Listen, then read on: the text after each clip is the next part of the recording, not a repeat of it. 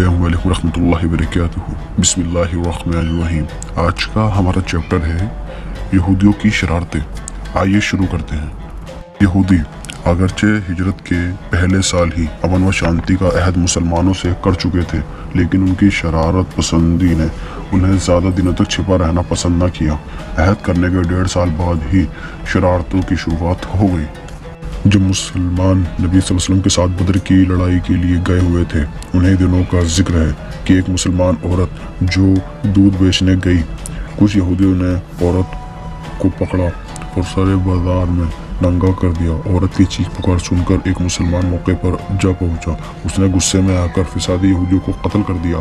اس پر سب یہودی جمع ہو گئے، اس مسلمان کو بھی مار ڈالا اور بوال بھی کیا۔ نبی صلی اللہ علیہ وسلم نے بدر سے واپس آ کر یہودیوں کو اس بوال کے بارے میں معلوم کرنے کے لیے بلایا۔ انہوں نے سمجھوتے کا کاغذ بھیج دیا اور لڑائی پر تیار ہو گئے۔ کتب بغاوت تک پہنچ گئی تھی، اس لیے ان کو یہ سزا دی گئی کہ مدینہ چھوڑ دیں اور خیبر میں جا کر آباد ہوں۔ نے مدینہ کے بت پرستوں کو نبی صلی اللہ علیہ وسلم کے خلاف لڑنے کے بارے میں خط لکھا تھا، مگر حضرت محمد صلی اللہ علیہ وسلم کے مستعدی نے ان کی چال ناکام کر دی۔ پھر بدر میں ہار جانے کے بعد قریش نے یہودیوں کو لکھا کہ تمہاری جائیداد ہے، تمہارے پاس قلعے ہیں، تم محمد صلی اللہ علیہ وسلم سے لڑو ورنہ ہم تمہارے ساتھ بہت برا سلوک کریں گے، تمہاری عورتوں کے پازیب تک اتار لیں گے۔ اس خط کے ملنے پر بنو نذیر نے عہد توڑنے اور رسول اللہ صلی اللہ علیہ وسلم کو دھوکہ دینے کا ارادہ کر لیا۔ سن 4 ہجری کا ذکر ہے کہ نبی صلی اللہ علیہ وسلم ایک قومی چندہ حاصل کرنے کے لیے بنو نذیر کے محلے میں تشریف لے گئے۔ انہوں نے حضرت صلی اللہ علیہ وسلم کو ایک دیوار کے نیچے بٹھا دیا اور تدبیر یہ کی ابن جہاز دیوار کے اوپر جا کر ایک بھاری پتھر نبی صلی اللہ علیہ وسلم پر گرا دے اور حضور صلی اللہ علیہ وسلم کی زندگی کا خاتمہ کر دے۔ پیارے نبی صلی اللہ علیہ وسلم کو اس شرارت کا علم ہو گیا اور صحیح سلامت چلے آئے۔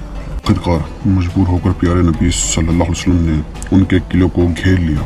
یہ گھیرا 15 دن تک چلتا رہا، یہاں تک کہ بنو نذیر اس شرط پر راضی ہو گئے کہ وہ اپنا جتنا مال و اسباب ہے اونٹوں پر لاد کر لے جائیں اور اپنے گھروں کو چھوڑ کر نکل جائیں۔ انہوں نے 600 اونٹوں پر سامان لادا، اپنے گھروں کو اپنے ہاتھوں سے گرایا، باجے بجاتے ہوئے نکلے اور خیبر جا بسے۔ میں ایک عاب بن اشرف مشہور شاعر تھا۔ اس نے بدر کی لڑائی کے بعد ایسے شعر لکھے کہ جس نے مسلمانوں کے خلاف مکہ میں آگ لگا دی۔ اس زمانے میں شاعروں کا بڑا اثر تھا۔ اس نے بدر کی لڑائی میں قتل ہونے والے قریش کے ایسے درد بھرے مصرعے لکھے اور پھر انہیں جا کر مکہ میں سنایا کہ جو سنتا تھا سر پیٹتا تھا اور روتا تھا۔ پھر مدینہ میں حضرت صلی اللہ علیہ وسلم کی برائی میں شعر کہے اور لوگوں کو طرح طرح سے آپ کے خلاف ابھارا۔ ایک بار تو ایک دعوت کے بہانے بلا کر حضرت صلی اللہ علیہ وسلم کو قتل کر دینے کی بھی سازش کی۔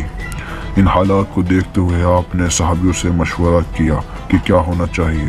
چنانچہ آپ کی مرضی سے عاب بن اشرف کو ربیع الاول سن 3 ہجری کو قتل کر دیا گیا۔ امید ہے آپ کو میری ویڈیو بھی پسند آئی ہوگی، اس لیے اس کو لائک، شیئر اور سبسکرائب ضرور کریں۔ انشاءاللہ اگلی ویڈیو میں آپ سے پھر ملاقات ہوگی۔ اپنا خیال رکھیے گا۔